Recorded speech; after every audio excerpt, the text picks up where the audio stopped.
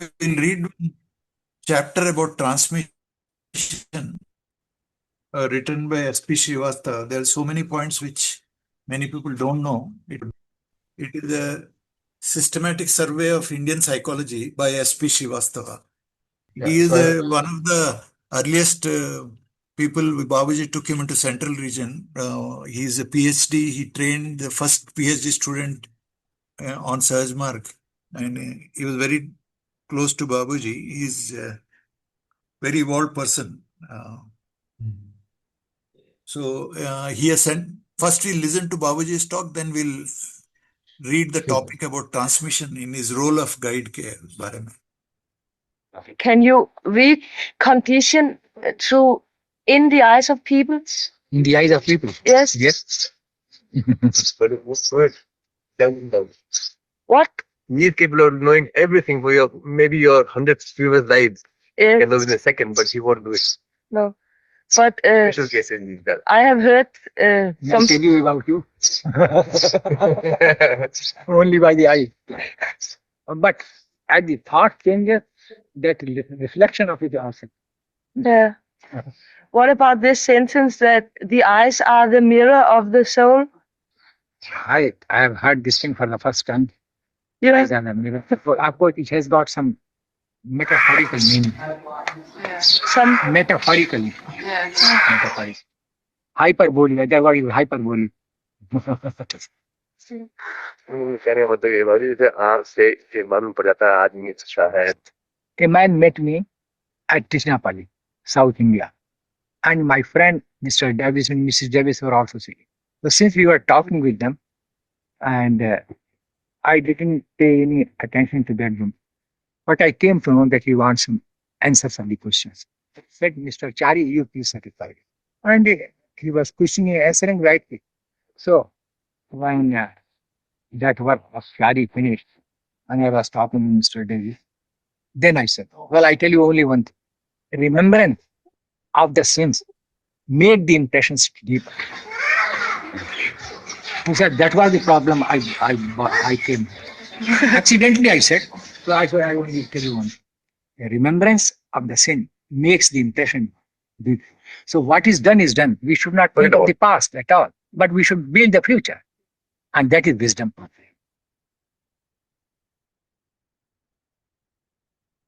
This is actually about transmission. I'll be reading from Dr. Shri S P Srivastava's book.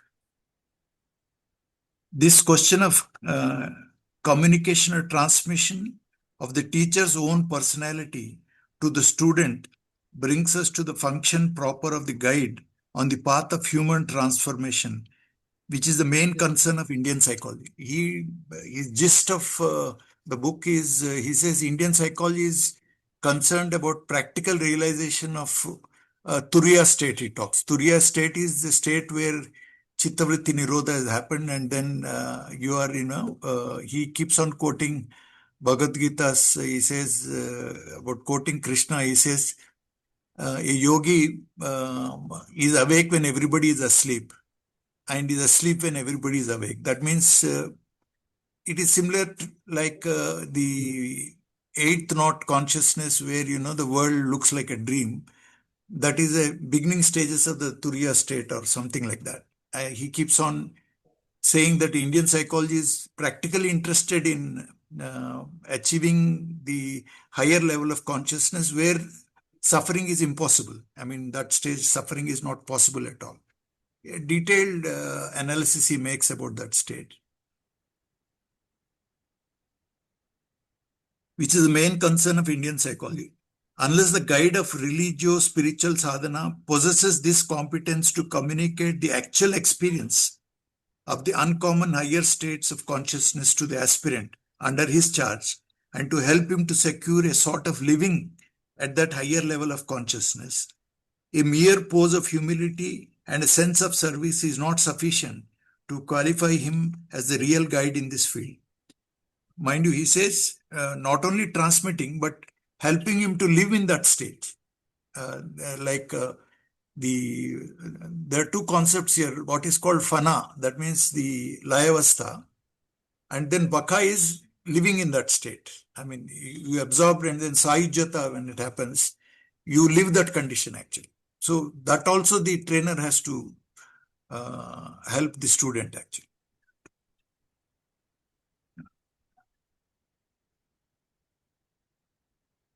In case of any subject of study and practice, mere humility and sense of service and affection for the students do not make a competent teacher, even when these sterling qualities of the teacher arise from his thorough knowledge of and devotion to his subject. The competence of a teacher consists only in his capacity and art of conveying what he possesses to his students and helping them to make it their own. Whatever theory of education we may accept, the teacher has to be assigned an active role in the educational program. It is only an incompetent teacher. Mind you, when we are talking about this thing, it deals with the preceptors or the trainers in our system. Babuji claims that I make masters, not disciples. So all trainers are in a sense traveled very much on the path. They have achieved a kind of molding of the mind, and they are on the way towards the goal. And in the process, they are able to help others. It is only an incompetent teacher who emphasizes the qualifications and responsibilities of the students and remains shirking his own responsibilities and avoiding facing the question of his own qualifications. The field of religio-spiritual sadhana has suffered tremendously due to the mystifications woven by the incompetent teachers in this field regarding their own competence, laying almost an exclusive emphasis on the qualifications of the aspirant of yogic sadhana, yoga adhikara. It goes immensely to the credit of the masters of this newly started Sahaj Marg system of sadhana to have placed the long overdue emphasis on the guide's ability of transmission and attempted to provide a reasonably sound account of this ability as far as possible. So only Babuji's training has enabled him to produce masters who are carrying on the work of divine transformation amongst humans. Transmission or conduction of energy is a very common phenomenon in the field of nature. Heat is transmitted from a hot piece of iron to a cold one in contact with it. A cold black piece of charcoal catches fire and acquires radiance on coming into touch with a red hot burning piece of charcoal. In the mental field too, we know of the communication of emotions and ideas through the use of words, other symbolic processes, and even of the transmission or irradiation of mental characteristics without the use of words or other signs, etc. Individual character and personality traits also get transmitted unconsciously from person to person. Moral education takes notice of the fact that a confident and courageous person imparts confidence and courage to his companions, even without using words or displaying the virtues in a concrete way. The fact that many individual moral characteristics of a teacher are unconsciously acquired by the student attached to him reverently is a matter of common experience in educational situations. The ancient Indian psychologists categorically assert that such an unconscious conduction or irradiation of mental processes and moral characteristics affects not only the intelligent human beings, but even the animals who forget their natural enmities in the vicinity of the abode of a person established in non-violence. He gives a reference 21. I mean, whatever. I mean, like when we are reading about Swami Vivekananda's account about Shivaji, Shivaji, when he was in a state of depression, he goes into the forest. He finds a big grove of forest where the tiger and deer were roaming around there, around Sri Ramdas Guru actually. So, in a yogic condition where a person is attained a state of ahimsa, people who are born instinctual enemies also they cannot they also become tame and they don't have himsa properties actually. So there are so many instances where, where people, in front of saints, people have forgotten their brutal nature, actually. Systematic experimental evidence in favor of such claims may be lacking, but the same is the case regarding their refutal on a systematic experimental ground. Unsystematic factual assertion of the unconscious and automatic conduction, irradiation, or transmission, whichever term may be more appropriate, of mental processes and individual moral characteristics in social, particularly educational situations, is overwhelming. A systematic study of this phenomena and the determination of the principles that regulate it remains a good problem for experimental social psychology and education. In case of any kind of the conduction of transmission, certain conditions are obviously necessary. The principal ones among these may be described in a non-technical language. A. Presence in an appropriate forum of the energy, quality, material, or state to be transmitted in the object or person that may function as the transmitter. B. Adequate capacity or ability in the object or person functioning as the receiver to receive the transmitted energy. C. Appropriate contact or link between the object or persons involved in the process of transmission. And D. Presence of favorable external variables necessary for bringing about the phenomena of transmission. Example, a certain quantity of oxygen in the air to make the conduction of fire from one piece of charcoal to the another possible. In the case of transmission of the yogic stages of personality development, the technique consists mainly in the exercise of willpower on the part of both the guide and the aspirant. The aspirant keeps himself connected to the source of transmission through meditation and its higher form, devotion, which processes we have dealt with in a detailed manner in the preceding chapter. The unbroken link of thought is established by the aspirant to facilitate the flow of a mysterious impulse from the capable guide, which accounts for the aspirant's development towards the goal of yogic endeavor. As the founder of Sahaj Marg Sadhana puts it, quote, spiritual waves from him, the master, continue to flow into our heart, making us calmer and calmer day by day. If we are deep-rooted in meditation, we connect our link with the innermost thing desired. Devotion, of course, increases the capacity and smoothens the way. Unquote. As regards the efficacy of meditation and devotion in the process of personality transformation, we have already noted in the preceding chapter that through it, the aspirant automatically acquires the characteristics of the object of meditation and devotion gradually. That means all the divine qualities which are present in the divine light, the mind will absorb, and mind becomes similar. It will acquire divine qualities. Remember, the ways and means, Babuji says, the aim of spiritual training is to imbibe as many godly qualities as possible. The guide, on the other hand, applies his own will to the thought of transmitting higher stages of personality transformation to the aspirant. A number of precautions have to be observed by the guide while performing this all-important function in order that the transmission may be effective and genuine. In the first place, he has to regard himself simply as a link between the aspirant and master. If the thought of self-importance comes to the mind of the guide, the genuineness or effectiveness of the yogic transmission is affected. In such a case, if the guide is of a weaker will in comparison to the aspirant, the transmission remains ineffective. And if he is of a stronger will, the genuineness of yogic incremental direction of the aspirant's personality transformation. Secondly, the guide has to adjust. This requires quite a rare and specialized ability of observation and study on the part of the guide. Those who lack this capacity, and even the competent ones, when they fail to have a clear idea of the need, under their effort in this regard to their own master mentally and apply their will to the thought that their master is transmitting through them, according to the needs and capacities of the aspirants.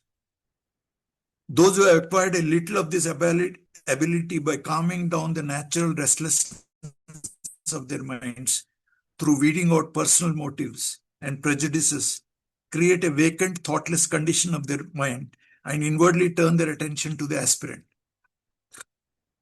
In such a vacant, thoughtless state of the thoughts that automatically sprout up in the guide's mind are taken to be indicative of the actual condition of the aspirant's needs. The guide is focused at the moment. However, there being immense possibilities of mistaking the subjective as objective, the guides of this category too have to adopt the same attitude of surrender to their master while transmitting to an aspirant, as in case of the guides of the first category. Still higher is in scale with regard to the special ability of the guide. Some guides possess or develop the capacity for some kind of clairvoyant insight. On focusing their attention to the condition of an aspirant, they have a sort of an actual vision or experience with regard to other sense organs, which give one job while transmitting to him accordingly. It must be noted that this capacity in the genuine form is quite rare, and one has to be careful against being befooled by the wonder-working tendencies of the mind, which can create anything and everything by itself. Fake hallucinatory clairvoyance and clairaudience are pathological and are due to the activities of the mind in its undisciplined and polluted state. In the technical terminology of Indian psychology, unless the coverings of Mala, Vikshepa and Avarna are removed and mind is brought to a state of perfect poise and moderation, inspiration, guidance from the inner voice is meaningless. I think he's quoting from Babaji's this thing. This, however, is the way and method of developing the ability under reference as preserve the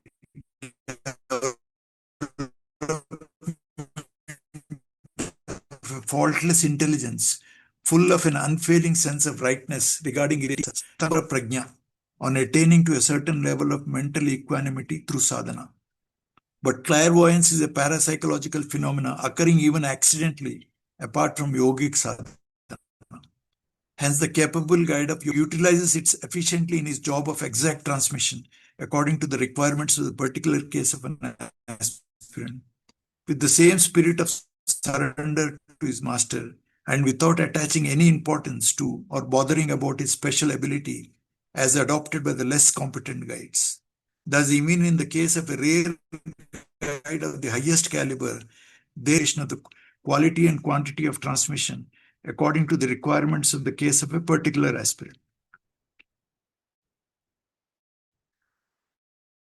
Such dependence in the case of the guide of the high, due to the perfect degree of his mental absorption in and the consequent identification with or merging into his master, that he loses the vivid consciousness of dependence, devotion, and surrender, etc. The use of the words I and he in his case carries one and the same sense. This rare and highest possible condition is not to be imitated in its manifest details. And the condition automatically does develop self-confidence. The man of the highest possible capacity, with all his extraordinariness, must feel and act like an ordinary person. That has been the case with all the teachers of the highest caliber that have been known to. The next important precaution on the part of the guide during transmission is the interpretation of the hints regarding the condition of the particular aspirants. Such hints in the case of the guides possessing the capacity of clairvoyant study of the case of the particular aspirants come mostly in the form of symbolic images and rarely in the form of exact pictures or ideas conveying something definite about the aspirant's condition. For example, the guide may get the image of a furious snake at a particular point in the inner system of an aspirant suffering from some diseases affecting the internal organs of the body, or of a stiff rock, solid rock or piece of stone in the case of a staunch idolater, or one rendered highly impervious and insensitive to the finer effects of transmission through thought due to dogmatic beliefs are extremely cruel, and such symbolic images may very often be interpreted in a rigid way after the dictates of a guide's personal whims. But a really competent guide, in spite of his firmness with regard to the validity and reliability of his intuitive vision, shall invariably seek the cooperation of the aspirant in interpreting the symbolic image to arrive at its definite concrete meaning in terms of the aspirant's actual condition. A really competent guide shall be prepared even to make due allowance for the role of his own personal limitations in the development of a symbolic vision. Such is the case with a really competent teacher of almost any subject who is inspired by the real devotion to his subject and an affectionate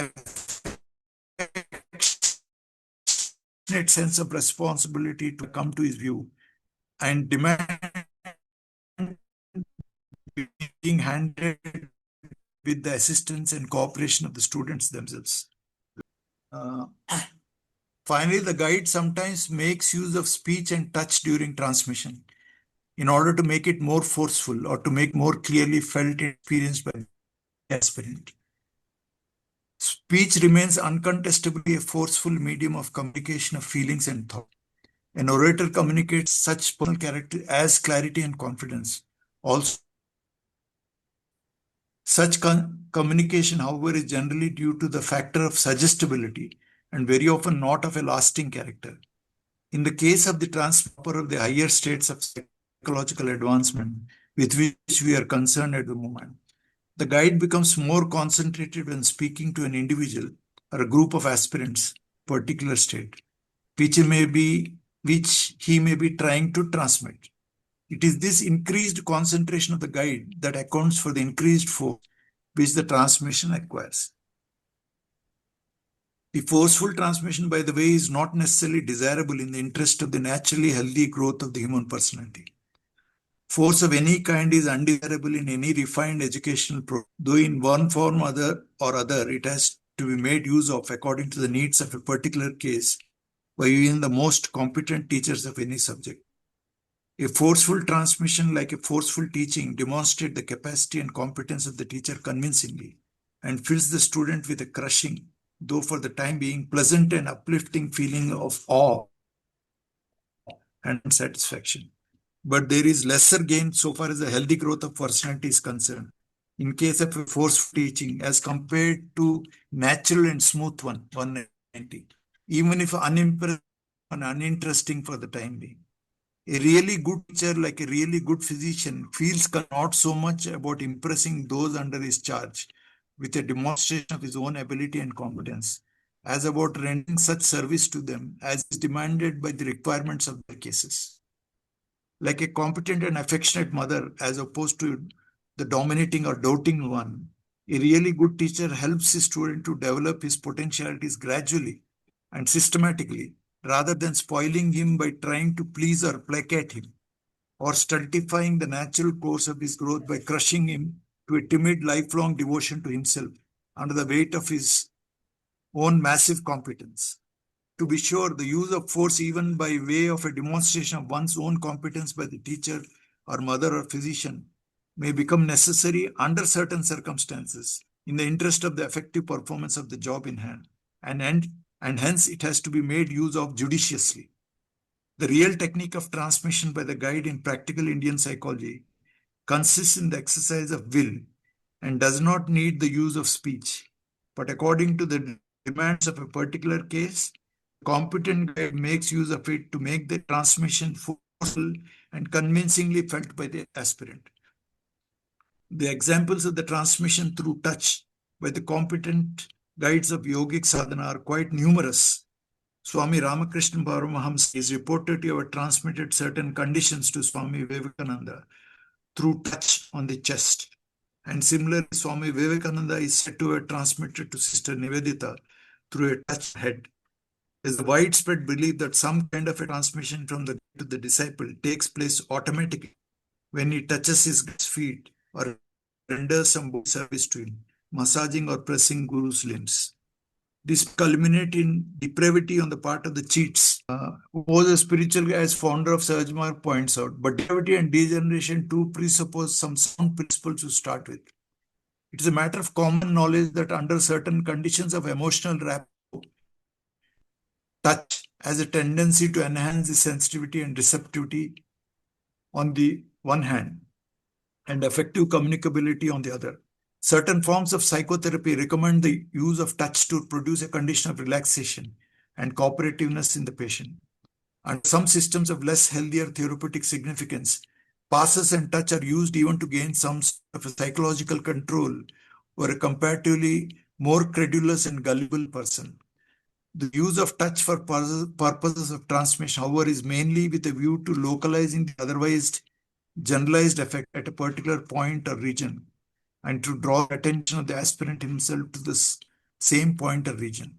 The competent master may thus seek to localize the effect of transmission and make helpful the aspirant's will itself in the process according to the need and requirement of an individual case. The essential element in the process of action remains the exercise of will on the part of both the guide and the aspirant. Speech and touch only serve to enhance its effectiveness and make it convincingly felt.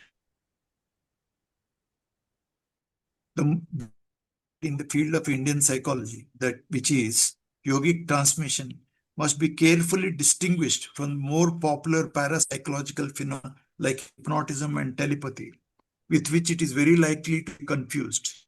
Sigmund Freud use of hypnosis as a therapeutic technique during the initial stages of the development of the psychoanalysis, but gave it up in favor of the method of free association, because in the first place, every patient could not be hypnotized, and more due to noticing the unpleasant fact that it tended to damage the patient's self-confidence irreparably, rendered him irrevocably incapable of facing his own problems, and made him permanently dependent on the psychiatrist. Nevertheless, the phenomena of hypnotism evidences the possibility of the influence which the mind of an individual may exercise on that of some other individual. The effectiveness of hypnotism has been generally found to be functionally dependent on the force of the suggestion on the part of the hypnotizer and the susceptibility to such suggestions on the part of the person hypnotized. There is an emphasis throughout on subduing the will and intelligence of the person hypnotized to the will and intelligence of the hypnotizer. The long-term effect of hypnosis is therefore quite unhealthy by way of weakening the will and intelligence of the hypnotized, and by way of turning the hypnotizer into a dominating egoist seeking to assert and control rather than inquire and learn. As against this, yogic transmission necessarily strengthen and develop the will and intelligence of the person receiving it. The person transmits also does not develop an attitude of egoistic self-deception, as he takes himself only as the link between the person's receiving yogic transmission and its real source. Not only that, the work of transmission on the part of the guide becomes means to his own progress towards or establishment in the state of realization, the goal of yogic sadhana.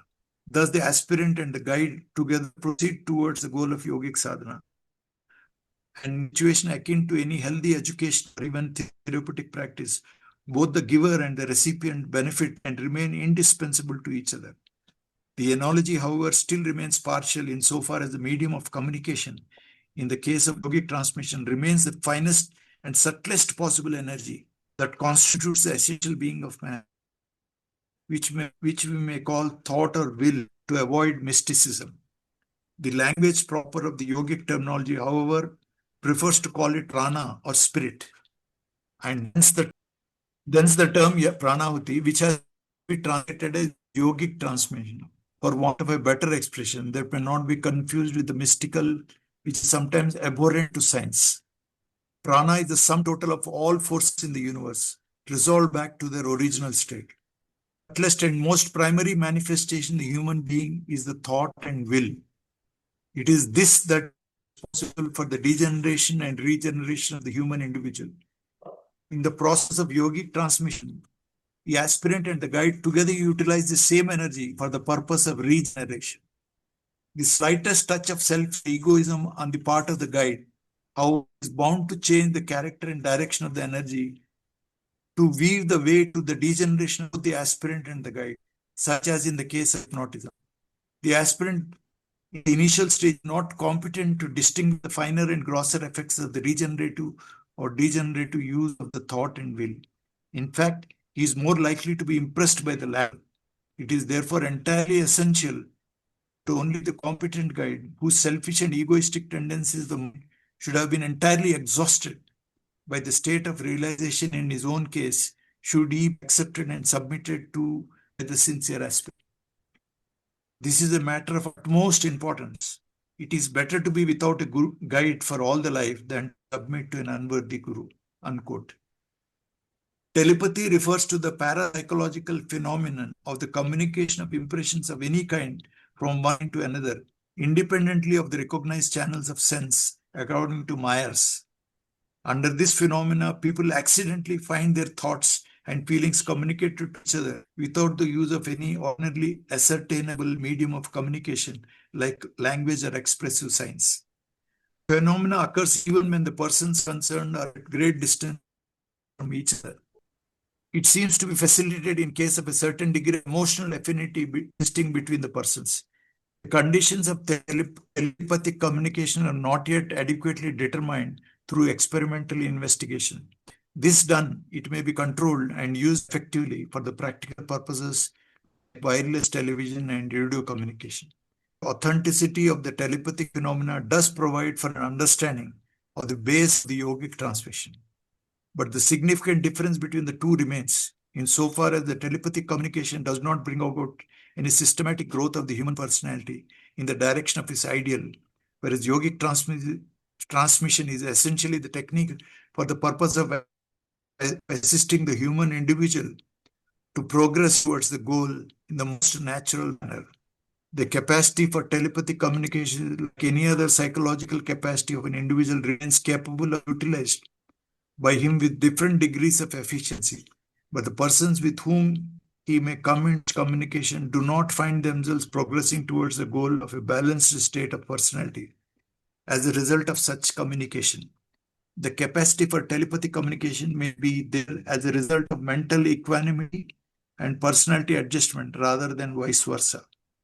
Telepathic phenomena, therefore, is not to be confused with yoga transmission, which essentially remains the technique for assisting an individual to progress stage by stage on the way to the goal of yogic sadhana.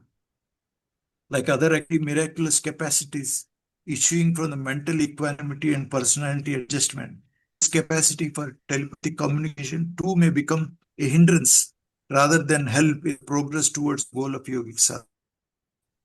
The yogic aspirant, therefore, even if in possession of such a capacity, is not to overemphasize it or get unduly attached to it. This, however, on the other hand, should not mean to imply any despise for belittling of the phenomena, which may be studied and investigated in its own right. There is yet another phenomena with which yogic transmission is likely to be confused. Sometimes we notice that when coming into contact with some respectable person, morally or spiritually superior to us, we begin to feel some sort of a temporary or even lasting change in character or consciousness automatically. Such an effect may be felt automatically by a sensitive person in coming into contact with anybody. Even a morally depraved person will of a depression or sensitive. Such a phenomenon is explained with reference to the properties of the psychological fields around the individual centers that come into contact with each other.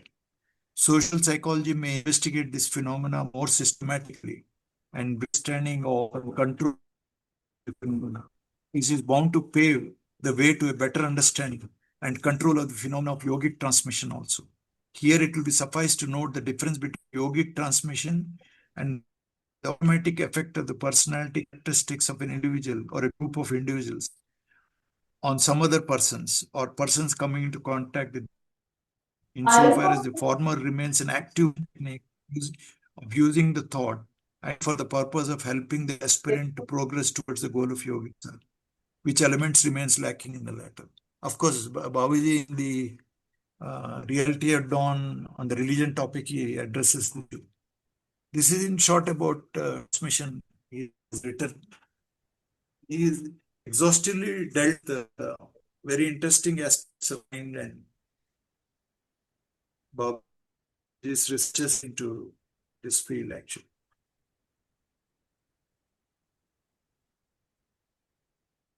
One thing is the guide should be free from egoism and pride. You should have utter humility, and you should be free from desires. Because if desires is there, the will be weaker. I mean, whatever will he has, he will try to actualize the fruits of his desires, actually. So, the will of a child will be strong if he is free from all sides of desires, even including, I mean, if you're fond of browsing news and all that, I mean, when you look at news, you have motivation of certain desires. You want things to be this way, that way. All those things come under the characterization of desire. So yoga requires a lot of self-restraint. I mean, a lot of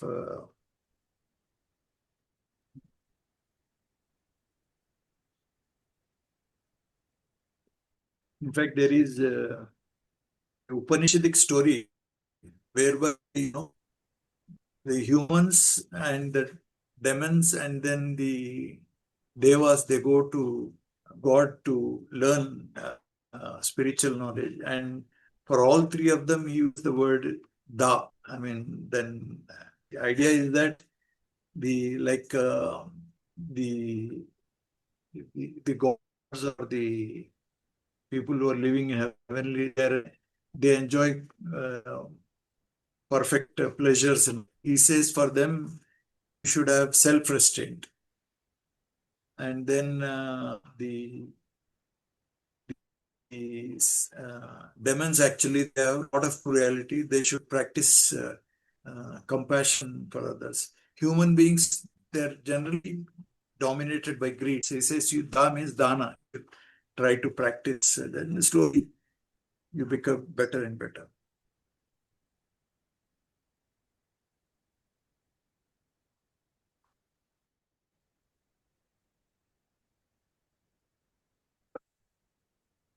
So if by practicing, like in Bhagavad Gita, he says, no, the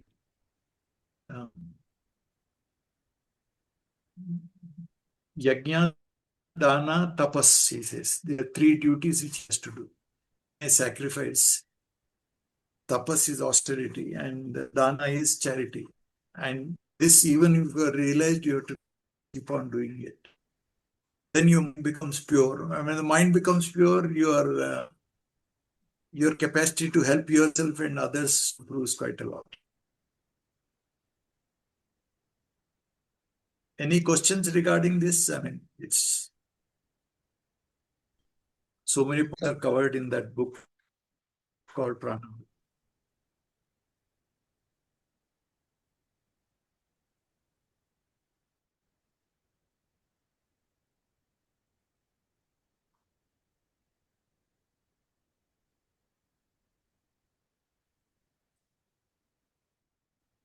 Okay, we'll meet again next Sunday.